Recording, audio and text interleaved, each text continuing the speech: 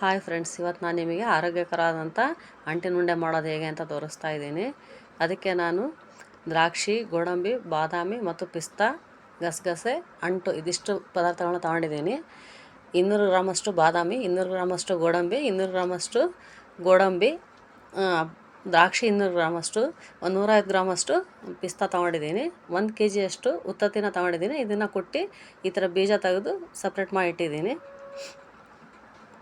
ಅದ್ರ ಜೊತೆಯಲ್ಲಿ ಒಂದು ಅರ್ಧ kg ಅಷ್ಟು ಬೆಲ್ಲ, 1/4 kg ಅಷ್ಟು ಒಣ ಕೊಬ್ಬರಿ ತೊಗೊಂಡಿದ್ದೀನಿ, 1/4 ಲೀಟ್ರಷ್ಟು ತುಪ್ಪ ತೊಗೊಂಡಿದ್ದೀನಿ.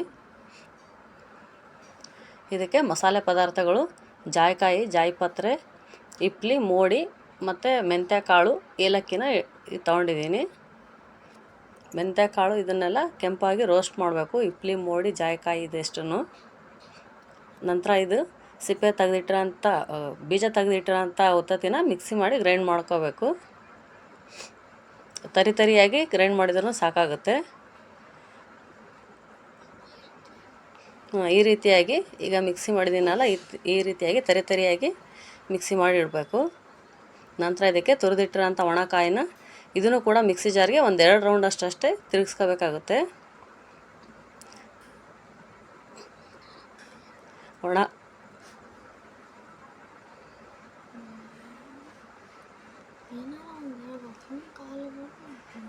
ಈಗ ಉತ್ತತ್ತಿ ಮಿಕ್ಸಿ ಮಾಡಿಟ್ಟಿರೋಂಥ ಪಾತ್ರೆಗೆ ಈ ಒಣ ಕೊಬ್ಬರಿ ರುಬ್ಬಿರೋ ಅಂಥದ್ದನ್ನು ನಾನು ಅದಕ್ಕೇ ಮಿಕ್ಸ್ ಮಾಡ್ತಾಯಿದ್ದೀನಿ.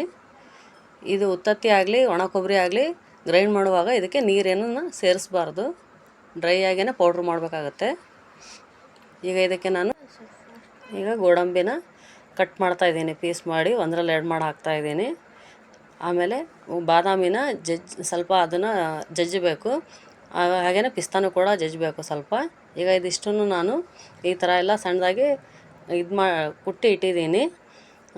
ಬಾದಾಮಿ ಕೂಡ ಮುರಿದು ಇಟ್ಟಿದ್ದೀನಿ. ಹಾಗೆ ಒಣ ದ್ರಾಕ್ಷಿನ ಫ್ರೈ ಏನು ಮಾಡಲಾರ್ದಂಗೆ ಹಾಗೇ ಅದಕ್ಕೆ ಉತ್ತತ್ತಿನ ಒಣ ಕೊಬ್ಬರಿ ಇರೋಂಥ ಪಾತ್ರೆಯಲ್ಲಿ ಮಿಕ್ಸ್ ಮಾಡ್ತಾಯಿದ್ದೀನಿ.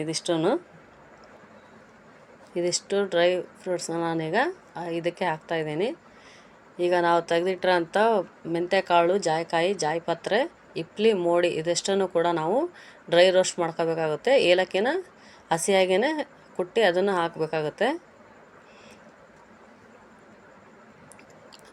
ಈಗ ಒಂದು ಬಾಣಲೆ ಬಿಸಿಗಿಟ್ಟು ಮೆಂತ್ಯ ಕಾಳು ಮಾತ್ರ ನಾನು ಸಪ್ರೇಟಾಗಿಯೇ ಫಸ್ಟು ಫ್ರೈ ಮಾಡ್ತಾಯಿದ್ದೀನಿ. ಇದು ಗೋಲ್ಡನ್ ಬ್ರೌನ್ ಆಗೋವರೆಗೂ ಇದನ್ನು ಚೆನ್ನಾಗಿ ಫ್ರೈ ಮಾಡ್ಕೋಬೇಕು. ಅದು ಒಳ್ಳೆಯ ಥರ ಅದರ ಫ್ಲೇವರ್ ಚೆನ್ನಾಗಿ ಬಿಟ್ಕೊಳ್ಳುತ್ತೆ ಫ್ರೈ ಮಾಡಿದಾಗ. ಅದಾದಮೇಲೆ ಹಿಪ್ಲಿ, ಮೋಡಿ, ಜಾಯಿಕಾಯಿ, ಜಾಯಿಪತ್ರೆ ಇದಿಷ್ಟನ್ನು ಒಂದೇ ಸರಿಗೇ ಹಾಕಿ ಲೋ ಫ್ಲೇಮಲ್ಲೇ ಫ್ರೈ ಮಾಡ್ತಾಯಿದ್ದೀನಿ. ಈಗ ಹಿಪ್ಲಿ, ಮೋಡಿ, ಜಾಯಿಕಾಯಿ, ಜಾಯಿಪತ್ರೆ ಇದಿಷ್ಟನ್ನು ಸಪ್ರೇಟಾಗಿ ಫ್ರೈ ಮಾಡ್ತಾಯಿದ್ದೀನಿ. ನಾನು ಜಾಯಿಕಾಯಿನ ಒಂದು ಅರ್ಧದಿಂದ ಮುಕ್ಕಾಲು ಭಾಗದಷ್ಟು ತೊಗೊಂಡಿದ್ದೀನಿ. ಇದನ್ನು ಕೂಡ ಚೆನ್ನಾಗಿ ಕೆಂಪು ಆಗೋವರೆಗೂ ಫ್ರೈ ಮಾಡಬೇಕು. ಇದರಿಂದನೂ ತುಂಬ ಒಳ್ಳೆಯ ಫ್ಲೇವರ್ ಬರುತ್ತೆ. ಈ ಮಸಾಲೆ ಪದಾರ್ಥಗಳು ಹಾಕೋದ್ರಿಂದನೇ ಅಂಟಿನ ಉಂಡೆಯಲ್ಲಿ ಒಂದು ಒಳ್ಳೆಯ ಫ್ಲೇವರ್ ಇರುತ್ತೆ.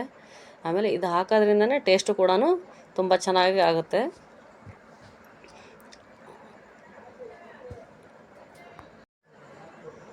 ಈ ಮೆಂತ್ಯಕಾಳು ಆಮೇಲೆ ಇದೆಲ್ಲ ಈಗೇನು ಹುರಿದಿರೋದಿದೆಯಲ್ಲ ಇದೆಲ್ಲ ತಣ್ಣಗಾದ್ಮೇಲೆ ಮಿಕ್ಸಿ ಜಾರಲ್ಲಿ ಸಣ್ಣದಾಗಿ ಪೌಡ್ರ್ ಮಾಡ್ಕೋಬೇಕಾಗತ್ತೆ. ಈ ವಿಡಿಯೋ ಇಷ್ಟ ಆದಲ್ಲಿ ಈ ವಿಡಿಯೋನ ಲೈಕ್ ಮಾಡಿ, ಶೇರ್ ಮಾಡಿ ಹಾಗೂ ನಮ್ಮ ಚಾನಲ್ನ ಸಬ್ಸ್ಕ್ರೈಬ್ ಮಾಡ್ಕೊಳ್ಳಿ. ಹಾಗೆ ಈಗ ಬಿಸಿ ಇರೋ ಬಾಣಲೆಯಲ್ಲ ನಾನು ಗ್ಯಾಸ್ ಆಫ್ ಮಾಡಿಬಿಟ್ಟು ಗಸಗಸೆನ ಅದೇ ಹೀಟಲ್ಲೇ ಗಸಗಸೆ ಹಾಕ್ತಾಯಿದ್ದೀನಿ. ಆ ಹೀಟಲ್ಲೇ ಅದು ರೋಸ್ಟ್ ಆಗಲಿ ಅಂಥೇಳಿ ಗ್ಯಾಸ್ ಹಚ್ಚಿ ನಾವು ಅದು ರೋಸ್ಟ್ ಮಾಡೋಕೆ ಸೀದೋಗುತ್ತೆ.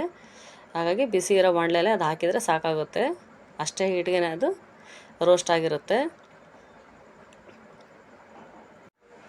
ನಿಮಗೆ ಯಾವುದಾದ್ರೂ ಬೇರೆ ರೆಸಿಪೀಸ್ ಬೇಕಿದ್ರೆ ನನಗೆ ಕಮೆಂಟಲ್ಲಿ ತಿಳಿಸಿ, ತೋರಿಸ್ಕೊಡ್ತೀನಿ. ಹಾಗೆ ಈಗ ನಾನು ಗಸಗಸೆನ ಎಲ್ಲ ಮಿಕ್ಸ್ ಮಾಡಿಟ್ಟಿರೋ ಪಾತ್ರೆಗೆ ಅದು ಹಾಕ್ತಿದ್ದೀನಿ. ಈಗ ಬಾಣಲೆಯಲ್ಲಿ ತುಪ್ಪ ಹಾಕಿ ಬಿಸಿಗಿಟ್ಟಿದ್ದೀನಿ.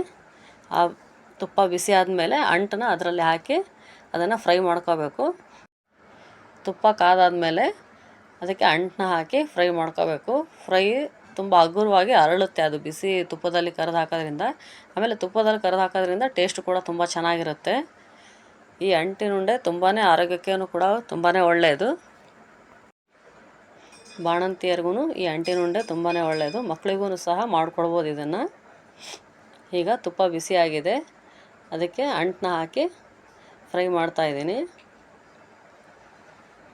ಅದು ಫಸ್ಟಿಗೆ ಹಾಕಿದಾಗ ಸ್ವಲ್ಪ ಅಂಟು ಥರ ಅನಿಸಿರುತ್ತೆ, ಆಮೇಲೆ ಉದುರಾಗಿ ಬರುತ್ತೆ.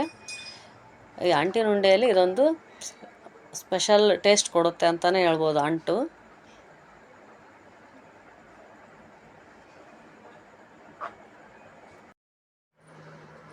ಈಗ ಇದಕ್ಕೆ ಮಸಾಲೆ ಪದಾರ್ಥಗಳು ನಾವೇನು ರೋಸ್ಟ್ ಮಾಡಿ ಪೌಡ್ರ್ ಮಾಡಿದ್ವಲ್ಲ ಇದೆಲ್ಲನೂ ಈಗ ನಾವು ಅದು ಡ್ರೈ ರೋಸ್ಟ್ ಮಾಡಿ ಇಟ್ಟಿದ್ದ ಮಸಾಲೆ ಪದಾರ್ಥಗಳನ್ನೆಲ್ಲ ಇದಕ್ಕೆ ಹಾಕಿದ್ದೀನಿ. ಜೊತೆಗೆ ಈಗ ತುಪ್ಪದಲ್ಲಿ ಕರೆದಿಟ್ಟಿರೋಂಥ ಅಂಟನ್ನು ಸಮೇತ ನಾನು ಈ ಉತ್ತತ್ತಿ, ಒಣ ಕೊಬ್ಬರಿ, ಡ್ರೈ ಫ್ರೂಟ್ಸ್ ಎಲ್ಲ ಹಾಕಿರೋ ಪಾತ್ರೆ ಹಾಕಿದ್ದೀನಿ. ಈಗ ಅರ್ಧ ಕೆ ಜಿಯಷ್ಟು ಬೆಲ್ಲ ತೊಗೊಂಡು ಅದು ಸ್ವಲ್ಪ ಅರ್ಧ ಮುಳುಗೋಷ್ಟು ನೀರು ಹಾಕಿದ್ದೀನಿ, ಒಂದು ಅರ್ಧ ಗ್ಲಾಸಷ್ಟು. ಇದರಲ್ಲಿ ಪಾಕನ ತಯಾರು ಮಾಡ್ಕೊತಾ ಇದ್ದೀನಿ. ಈಗ ನೀರು ಹಾಕಿದ ಮೇಲೆ ಅದನ್ನು ಒಂದು ಮೀಡಿಯಮ್ ಫ್ಲೇಮಲ್ಲಿ ಒಂದು 10 ನಿಮಿಷ ಇಲ್ಲ 1/4 ಗಂಟೆ ನಾವು ಅದನ್ನು ಕುದಿಯೋದಕ್ಕೆ ಬಿಡಬೇಕು. ಆಮೇಲೆ ಒಂದು 10 ನಿಮಿಷ ಇಲ್ಲ 1/4 ಗಂಟೆ ಆದ ನಂತರ ನಾವು ಅದನ್ನು ಪಾಕ ಕರೆಕ್ಟ್ ಅದಕ್ಕೆ ಒಂದೆಳೆ ಪಾಕ ಬರೋ ಹಾಗೆ ನಾವು ಅದನ್ನು ನೋಡ್ಕೋಬೇಕಾಗುತ್ತೆ.